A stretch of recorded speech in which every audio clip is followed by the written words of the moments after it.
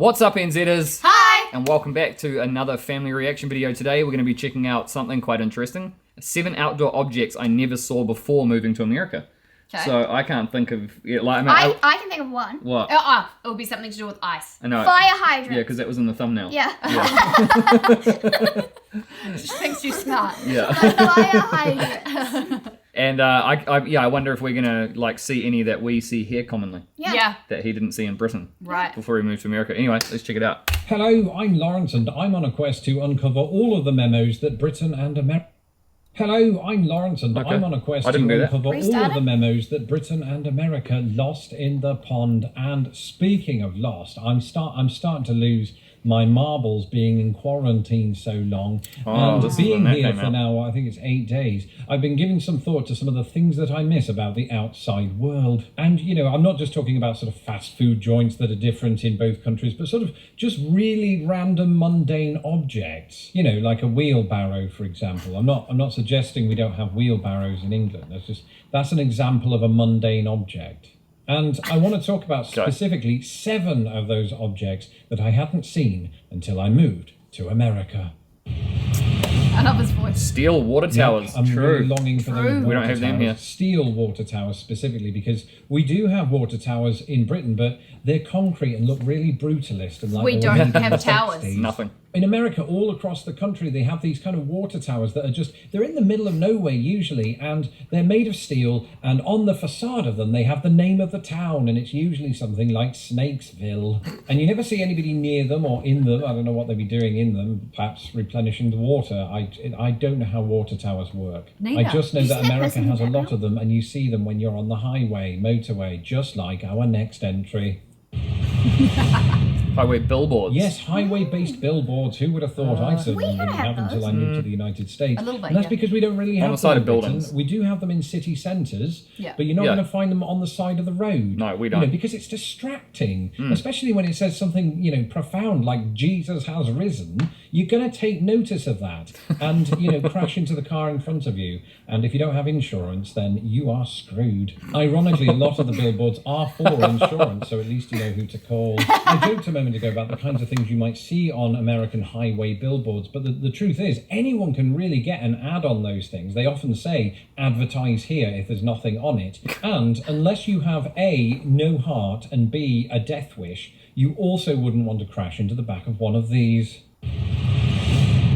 Yellow. Yeah. No, we don't have them. I didn't grow up here as a child, so of course I never got to ride one. Probably never will, unless I become a bus driver or a parent on some sort of school trip. Do they do that? I don't know. But the fact of the matter is, growing up, I did see school buses, yellow school buses, in films like Superman and Forrest Gump. Those are just examples of films, but you know, I didn't think they existed in real life. This was quite a revelation to me. They're everywhere. You know, it's not just in Indiana where I lived, it's also in Chicago. It's everywhere. I mean, you do see these yellow school buses everywhere, and I recognize that the majority of my audience is American, and this is probably profoundly weird to hear somebody talk about how yellow school buses are very widespread in this country. But I don't think they're used anywhere else in the world, or at least to my knowledge. They're certainly not used in Britain. I used to get to school by jogging. That's not true. I did take the bus, but it was one of those sort of stagecoach buses.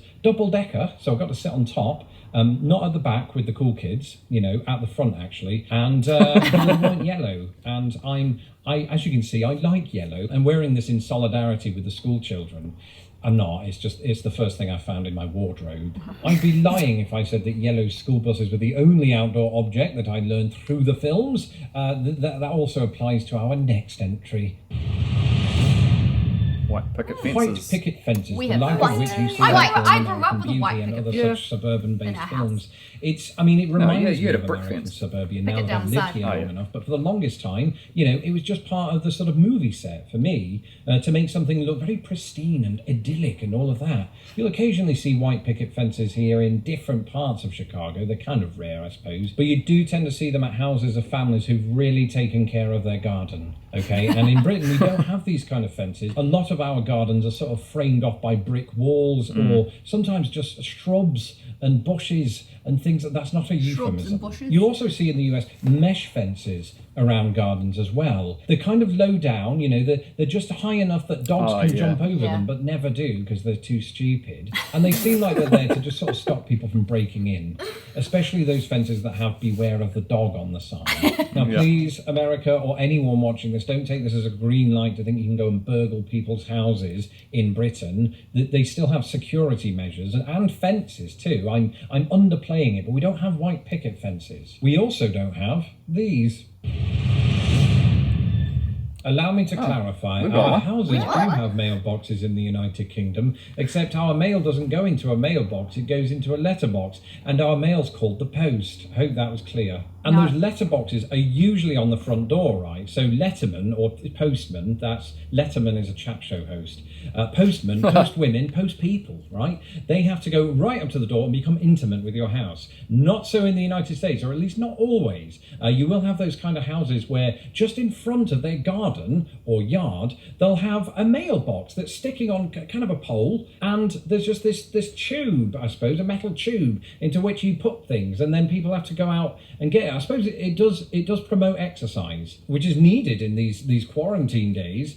We just don't want to come into contact with the post people or mail people. It doesn't matter what you call them; they're the same entity. Well, the different people. You get the point, basically. Don't touch the post people. And if you do, wash your hands for 20 seconds with soap, making sure not to get your water from one of these.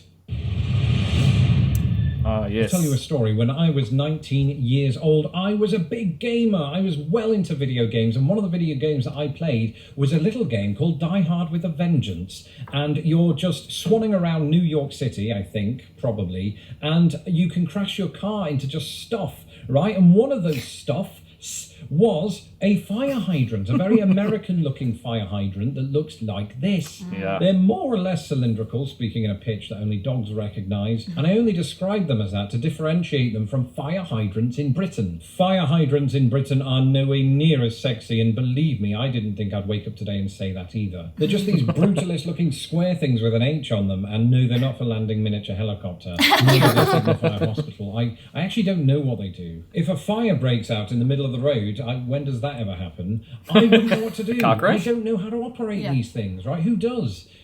The experts. Whereas American fire hydrants are absolutely gorgeous. They kind of look like elongated fireman helmets. Was that on purpose? Again, for the benefit of the dogs. It can't have been, and I'm absolutely certain I wouldn't have made the correlation had I not been stuck in here for 8 days. I'm going mad, you know. How does the outside world look right now? Do people still have wind chimes? Do they still, you know, do they still raise these? The American flag, and I suppose there's a very good reason as to why I didn't encounter this until I moved to America, and it's because it's America's flag, you know, so that makes total sense right off the bat. I think in Britain, pound for pound, we probably, or at least when I lived there, didn't fly the flag, the British flag, as much as America tends to fly its flag. I don't think anyone does. It's very culturally ingrained to do that, isn't it? My in-laws do it. Everybody does it. Even educated fleas do it. That would be impossible. They don't have the strength to lift up fabric.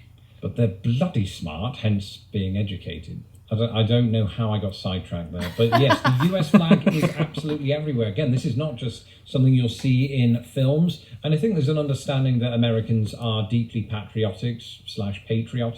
How do you pronounce it? Let me know in the comments below. And it's not just outside of people's houses that you'll see these flags. You'll see them on the back of trucks. You'll see them hanging on sort of company buildings. Don't know why I pronounced it like that.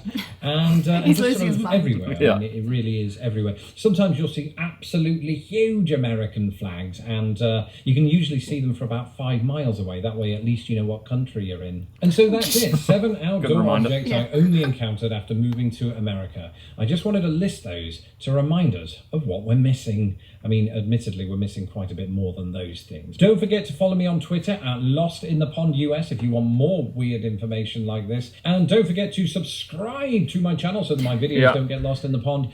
Check it out. Yeah, he's a his good channel. channel's cool. Yeah, it is. It's very informative. It is. Yeah. It is. So, like, white picket fences. Yep.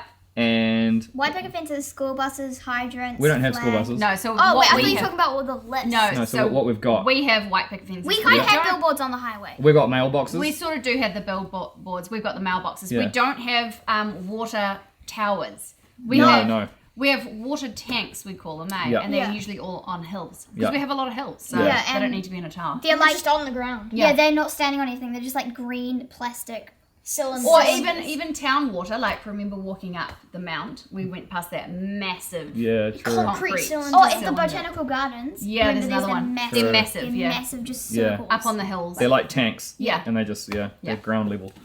Yeah. Enough wow. about water tanks. Yeah. Anyway. No, that was a really interesting list. Yeah. Anyway, it's going to be quite cool to go over there to America and see all these Yeah. different things that he's talking about, Yeah. especially all the flags, Yes. because we don't fly our flag much here at all. No one flies a New Zealand flag. Yeah, probably a bit like Britain, I guess. Yeah. All right, guys, and if you enjoyed that one, make sure you smash the like button, and also let us know down in the comments if there's any other videos like this we should check out, because it's very interesting and informative. Yes. And if you want to know any more information about our channel, make sure you go down to the description box below. All the info is down there.